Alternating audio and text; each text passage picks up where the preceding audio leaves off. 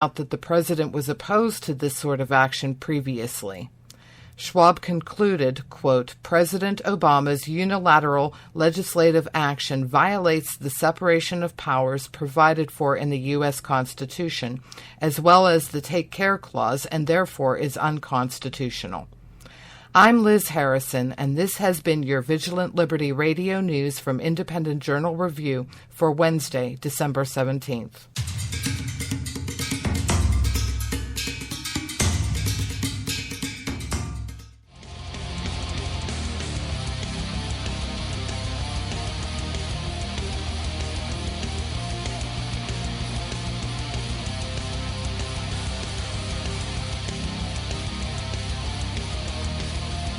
Hi, this is Matt Lewis from the Daily Caller, and you are listening to Vigilant Liberty Radio. All right, great. Welcome back, everybody. We got about a half hour left in the show. I actually thought it was 2 hours. So I will stop dilly-dallying and get through some of the things I promised you, because I'm a good host like that. So we were talking earlier about terrorism and America not being afraid of terrorism and not backing down. Sony has pulled the movie, The Interview, the really controversial one about assassination of North Korea's leader, due to threats.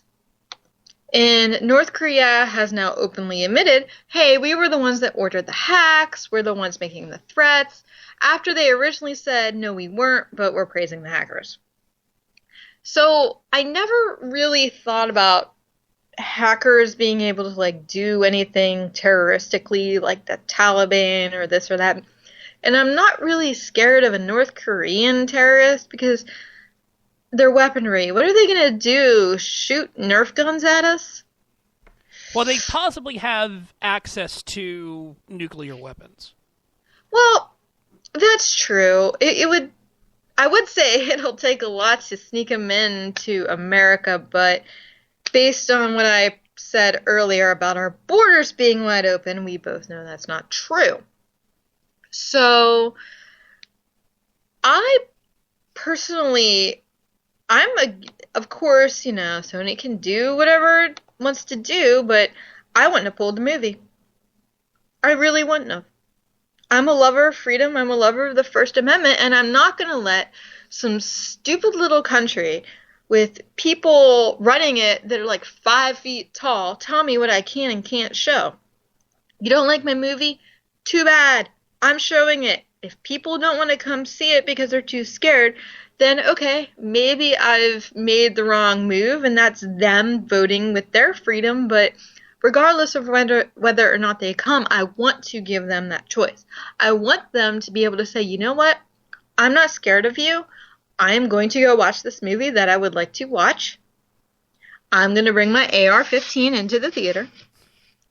Maybe not, because a lot of theaters won't, allow that. But I'm not going to be scared. Personally, if it were showing around here, I would go see it. I wouldn't be afraid. Seems to be a compelling story.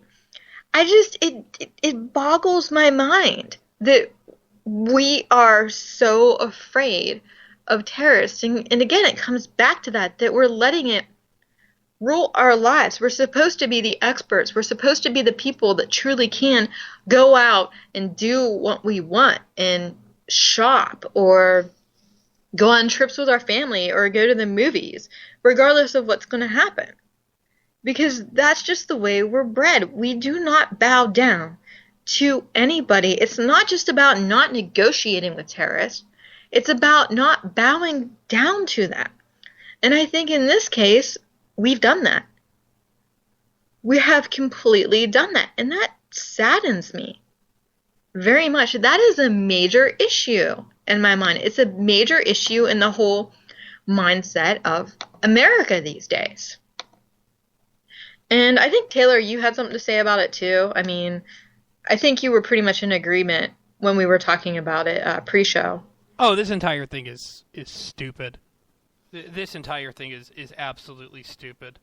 Seeing that they're going to not put this movie out because they're worried about offending Kim Jong-un. Yeah. Whereas it was okay, what was it, 6-7 years ago to have the assassination of George W. Bush put out? Of course. Why not? They were mad about, Team America World Police because of the I'm So Lonely kind of song that I'm not going to sing because I'm not going to butcher it. So they're going to be mad either way. Any sort of country that completely gets mad over a stupid movie, I mean, that's their issue. And if you're going to let that stop us from living our lives, then we've got a serious problem. We definitely have a serious problem. And, I could go out downtown and get shot tomorrow in some weird drive-by. And I know that that's not pleasant to think about, but that's the reality of being human. That's the reality of life. There's people that are either randomly going to do things to you, purposefully going to do things to you. Again, good reason to have a gun. And terrorists will always find a way. They're always going to make an excuse. Because they want to create terror and they're just waiting for an excuse. Well, in this case, this might or might not have been an excuse. They might have just saber rattled. Typically, it's like when you have somebody that says, I'm going to do something, I'm really going to do it, and they play the whole Chicken Little game. No, you're not, because you're telling me. If you wanted to surprise me and really create terror and chaos, you're not going to tell me. It wasn't like the Taliban's like, hey, we're going to fly some planes into the Twin Towers. They weren't saying that. They weren't, releasing this grand statement to us, not to my knowledge. So I really question whether anything would have happened at all. It makes me so absolutely angry. So absolutely angry. So I'm going to move on to the whole sexual assault cases we've heard about recently. The University of Virginia one, which probably didn't happen. The more people looked into it, the more Rolling Stone was like, yeah, this kind of article we put out before the election tied it into the whole war on women thing about this chick who was raped. It was from a friend of a friend of a friend. We didn't fact check it. And we are really sorry about that. And then it made people say, well, how do we handle these cases? Well, maybe we should give men the benefit of the doubt and innocent till proven guilty. Then you hear about the whole Cosby thing, and I can't believe people who are still standing up for him, because what are we up to? How many women have come out? I've lost count. Are we up to 21? With Cosby? Yeah. That's a good question. How many women are... I just completely... I don't want to say I stopped paying attention, but I stopped counting, because overwhelmingly there's a pattern here. It's an issue. I don't buy the whole wife defense or daughter defense or whatever. I think, was it Katie Couric that came out today and said he made a pass at me? I think it was. I think that she said that earlier this week. Yeah. So maybe I just happened to read it today. So when you hear things like that, you think, well, maybe we should be a little more suspicious of the guy. And then the Seventh Heaven Dad deal. I think that this one isn't quite as known. Stephen Collins, the guy who played the dad on Seventh Heaven, I know he's done some other stuff, but that's what he's best known for. And his ex-wife made some recordings when she and him were in with a therapist without his knowledge or the therapist's knowledge, where it was alleged that he had sexually assaulted individuals. There were three of them, actually, and these events took place 20 years ago, 32 years ago, and 40 years ago. So one woman right now is in her 50s, and the other is, both of them are in their 30s, I think. Anyhow, so he said it's not true, it's not true. Well, now today, he comes out and says, oh, well, it's true. Which is convenient because the statute of limitations is up, so I'm pretty sure he can't be prosecuted for these crimes. And I think he's doing an interview with Katie Couric. Yeah, so it's going to be through Yahoo Global News with Katie Couric, and he's going to talk about this. So again, here's a case where when it first came out, oh, no, it wasn't him. He was the Seventh Heaven dad. You know, he was on a set with all these kids, and nobody had ever said anything. So, how do we deal with this? How do we really, truly deal with this? And I know in our society, people are innocent until proven guilty. Definitely, you need to let the law do their job. However, there are crimes so heinous that I think that you do at least need to look at people with suspicion. As a woman, if I were to walk into a police station and say, hey, I was raped, this is who did it, I'm really scared to come forward, but I feel I need to do this, you know, here's a rape kit, whether or not or whatever, and there's this huge investigation, it's almost like you would be victimizing me twice if you kept railing on me. What happened and making you say it time and time and time again and reliving that.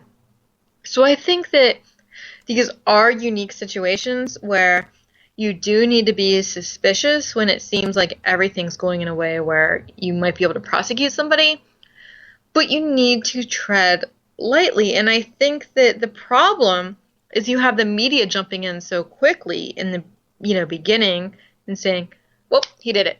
There's an accusation, he definitely did it, without letting facts come out. And perhaps that's a problem in our society, you know.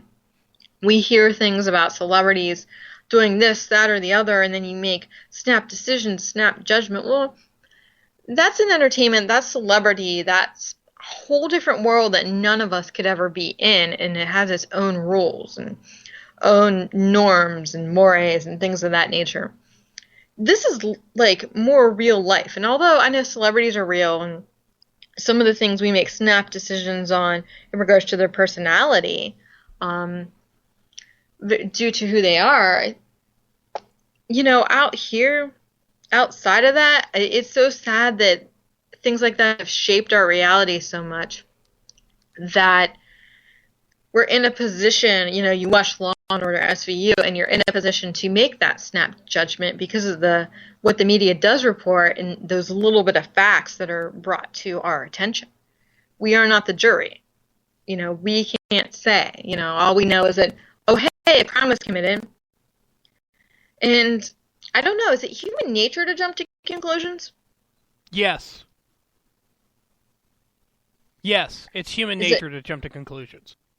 So I mean, this is one of those situations where, in all honesty, you know, when you look at least with the Bill Cosby stuff, kind of to start from the beginning, I think there's some truth to it. I'm sure that one or two of these, I'm sure that several of these situations are true. Mm-hmm. We had a little bit of a Skype issue for a second. I'm sure several of these things are true, but I also think that some of these are just people trying to get money or trying to get fame, that sort of thing. Boston Randy in the chat room actually made a really good point, which was the people who are going after Bill Cosby and Stephen Collins are strangely silent when it comes to Lena Dunham. He's got an interesting point on that. He does. Another thing that came to mind, too, is, okay, it's just like, let's go back to the Taliban. If the Taliban attacks a